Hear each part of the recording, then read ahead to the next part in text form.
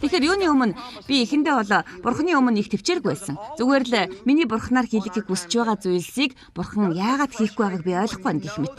Юугэж тэр хийн гэж үгэндээ амласан зүйлсүүдээ бидний хувьд товлсон цаг хугацаанд үргэлж хийдэггүй. Энэ зүйл таныг бүү зөвхрүүлээсэ.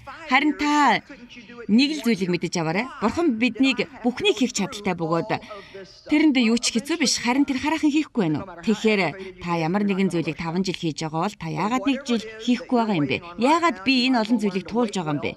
Тэгэхээр та яаж хэцүүдэж байгаа ч гэсэн Бурханыг яаруулах боломжгүй гэдгийг та явандаа ойлгох болно. Тиймээс та яг одоо ямар ч зүйл хүлээж байсан та бас л хүлээхэд суралцах болно. Учир нь амьдрал бол тэр чигтээ хүлээлт юм. Бид бүгдээрээ хүлээдэг. Харин зарим хүмүүс бусдаасаа илүү сайн хүлээдэг. Тэгэхээр хүлээлтийг өөртөө амархан болгоорой. Миний цаг хугацаа бол таны гарт. Надад зориулсан таны төлөвлөгөө байгаа гэдгийг би мэдэж байна гэж хэлээрэй.